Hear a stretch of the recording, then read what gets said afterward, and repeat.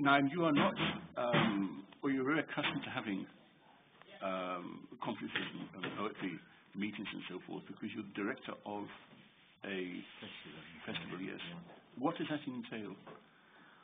Well, I started it 11 years ago. I was invited to participate everywhere in festivals, poetry festivals and conferences. So I said to myself, I want also to make that people come to Israel to see the meeting between Arab and Jewish poets. But it started during the Intifada. I was afraid that Arab poets and Jewish poets in Israel will be influenced of the Intifada and will not meet again. So I was afraid of that. I wanted them to meet. I invited 10 Israeli Jewish poets and 10 Arab Israeli poets into my house to meet, to talk, to read poetry. And when it was very successful, they asked me to make it traditional, this meeting. And I started to have it a meeting between Jewish and Arab poets in Israel, but then I make it international. I invite every year from everywhere, even from China, from Japan, from all over Europe, from Egypt, from Gaza, from Jordan. So poets meet, they read their poetry, they have a dialogue, and I think that this is for me is a message to everyone that I want to be the bridge. The Arabs in Israel have to be the bridge between Jewish and Arab from all over the Arab world, because we are the non-Jewish who lives in Israel. We know the Israeli, we know the achievement of this country, we know the culture, the great culture of the Hebrew literature, we know the Arab wonderful poetry. We want to be the bridge between these people during this tragic conflict. Do the Arabs who come either as poets and authors or as conference delegates or festival delegates, do they have difficulties coming? Do they want to come and are prevented? Or? Yes, unfortunately, some of the Arab poets from, first of all, from Syria and Lebanon and so on, they can't come. The people who come from Egypt and from Jordan, from Gaza, everybody we invite, they come. But many also, they don't want to come. They are afraid to come because if they travel to Syria or Lebanon, they are afraid to do that. They wouldn't accept them there because they participated in this frame in Israel. So unfortunately, I don't know why people or organization or public or organization or the countries press why do they want to not to let them come to Israel? Because they just come to Galilee. They come to meet people, to meet poets. As you know, everybody know that the Israeli poets, most of the Israeli poets and intellectuals want peace. They call for the peace. They want to meet every Arab poet and intellectual everywhere. So I hope that year after year we have more and more Arab poets who want to come, and they come. Only 2 days ago, 2 poets from Jordan asked me to come the next year, and I accepted that, of course, and I asked them to encourage, to urge poets to come to Israel, to meet, to see that there is a human side also. By the way, I was participating a few times in this festival organized and handled by Naim, and I can really say that it's very impressive. First of all, as a poetry festival, the mood is so nice there without all the fuss, and you know that you have in few places in Israel and outside Israel. And second, the fact that from all over the world, including Arab poets, are coming, this is very fascinating. And the village that Naim lives in, the Galilee, Merar, is also a symbol. You have in the same village, you have the Druze and you have the Muslims. I don't know about Christians also and Jews. And Jews. And this village, by the way, was bombed during the Second Lebanese War. By the Two Hezbollah. women were killed. And 2 men that were killed. And the Hezbollah also bombed this village, knowing that you have there also Muslims and Druze. So you have, in a nutshell, in this place of Naim Araidi, the Israeli life and the life of the state of Israel. It's very interesting. It's one of the nicest places in Israel. And I read a few times. I think even I read once in Hebrew, and you read my poem in Arabic. Naim also. I translated one book, one collection of his poetry into Arabic. I translate. This is my second mission.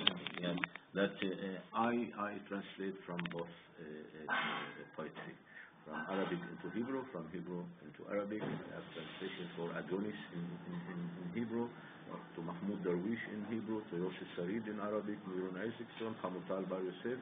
Many translations I have, and every year in this International Poetry Festival we have a collection which is translated into many languages. We have from Chinese into Hebrew and Arabic and so on. So it's also a thing that what we put there, what we leave there, also a very good document for people to write poetry from all over the world. You know, in writing poetry, you have a paradox that I cannot solve, and I hope never to solve it, because otherwise it won't be interesting. That good poetry should be very intimate and very personal one. If you write about other issues that you don't live it, you don't feel it, it's not real poetry. And on the other hand, you expect people to understand you. And this combination of paradox that you write about most personal things and issues and problems and hopes, and others should understand it, is something real. This is the language of poetry. If you have it there, it's poems. If not, not. Although sometimes I feel, and maybe I'm a little bit cynical, that poets write and read for poets. You have gangs of poets all around, and hear what I said, hear what you said. Of course, our goal is to go much beyond, but it can happen.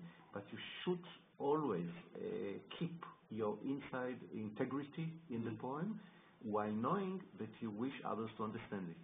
And this is really the real secret. I think so. Miran, you also write novels. Right. Do they come from within you, or are they a result of your observations of society around you?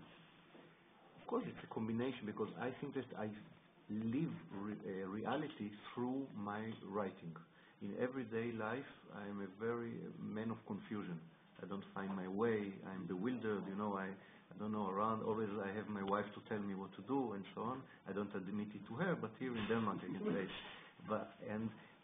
While I'm writing my poetry in novels, this is my way to absorb reality, including what is happening in my family, in my private life, in my society, and of course also in my country. But I must admit to you that I think that good Israeli literature shouldn't be always about the crisis between Arabs and Israelis. I think it's a mistake, because I think that writing, for example, about family issues, this is the basic of the greatest literature word in the world, like Flaubert, like Dostoevsky, and of course you have absorption here and there of what is happening around. But I think that sometimes there is a mistake all over the world, and also inside Israel, that Israel literature should always reflect this crisis. No, we have our lives there with many things, with the immigration from all over the world, with Jewish issues, with coming back to Hebrew, coming back to our land. All these issues must go on. And some Israeli writers think that they should all the time be also only concentrated in this. I'm not very keen about it. Naim, it's the same true for you. You get your influence from yourself or from the surrounding community? Sure. I think that poetry, which has had to express your humanity. Our humanity is our weaknesses. We love, we hate, we jealous. So it has to bring outside all what we are afraid of in our side, which has to be the common values in the world for everybody. When you read a poem from South of Africa or South America or everywhere, you have to have something in common that it talks to you. So I think that poetry and art at all has to express our humanity, our weaknesses, and just to be common for everybody in the world. About talking about the actuality or political points, it's not true. Poetry has not to deal with that, because we have journalists for that, we have political people for that who has their specialty, specialized. Yeah. Poets have to be the common, have to remind everybody that we are still human. Otherwise, everybody will be involved only in the daily life, and which is another direction, another dimension. So that's why we can be the bridge between people. And this is the common thing for every nation, every people. We have to admit that I think you know, I suppose better than me, that poetry all over the world is not in a very easy position. Not many people read poetry. I know that even in the United States, when you publish a book of poetry, you don't have many copies. Maybe in comparison in Israel even more. Novels, prose, is much more successful, of course. But in Israel, we have plenty of both of them, and they have to struggle all the time. You have on the shelf new books like, I don't know what, it's unbelievable. Like we are millions of people, and we are not, I must admit. And we have only about 7 million people who live in Israel. And it's poetry many times, the feeling is it's for small and limited groups, but it's true the young generation are interested. You have some poets that are composed, and then with music it can be more popular. And you have some big journals and newspapers that from time to time publish also poetry. So novels in Israel and the few most well-known writers, they have their influence, and they're being asked about current events and so on. And we have this question in Israel, should we give them, the writers, this extra, right to say their own opinions about current matters? Why their opinion worth more than the opinion of a lawyer or a carpenter, I don't know what. And from time to time we have this argument in Israel. I don't know if in Denmark it's the same, that intellectuals and writers feel that they have to say what they think, and that it's very valuable, but it's a good question.